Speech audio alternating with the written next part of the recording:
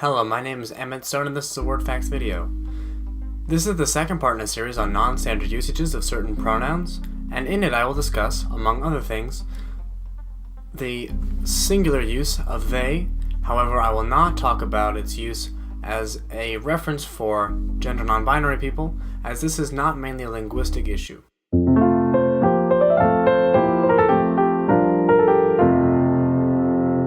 The standard distinctions between the third-person pronouns is that she is used for female animate beings, he is used for male animate beings and hypothetical situations. In the singular, it is used for inanimate objects and also as a reference for animals and infants who have not been gendered yet, and they is used as a plural for all of them. These definitions, or at least the definitions for their gendered equivalents, have been the same for over 1500 years, and in fact, in Old English, even the use of it as a reference for those animals and infants was the same. In fact, even the word animal and child, deor and child respectively, in Old English, were both grammatically neutral. Consider that the pronoun for he was he and it was hit in Old English over 1,000 years ago, despite centuries of Norman French influence. People are more likely to use an existing pronoun in a different way than a new pronoun altogether because pronouns are in a closed lexical class, even if a new sense for a pronoun is needed.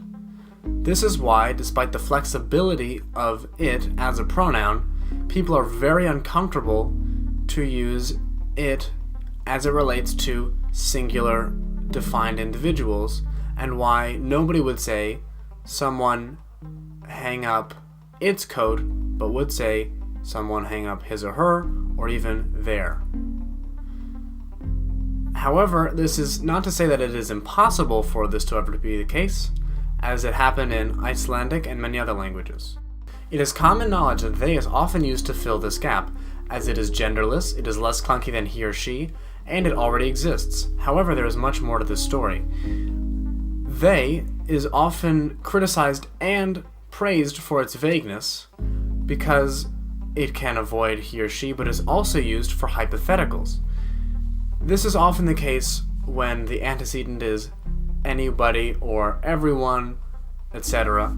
However, while that can sometimes be used to replace he or she, as has been mentioned before, it can sometimes be used to replace only one, even though those can be used with he or she. The quote, "Imagine your creepy male friend thinking you owe them something," depicts the way in which they is seen as so universally hypothetical that even with a male referent, as indicated by the word male itself, they is still used for hypothetical effect. Similarly, they is often used to make general statements based off of one example. This is often found in the news and other such reporting, including police reporting. What should be noted about they is that while it has many uses, it is always grammatically plural. The so-called singular they is only ever semantically singular, and when it is conjugated for the verb, it always is conjugated as if there is a plural antecedent. Therefore, when somebody understands the grammaticality or lack of grammaticality, it is not because it is grammatically singular.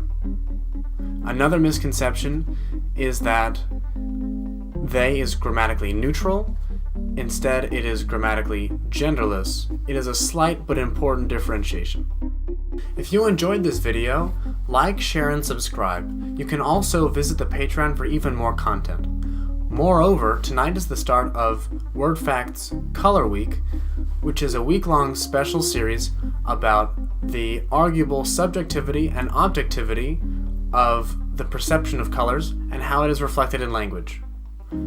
Thank you for watching.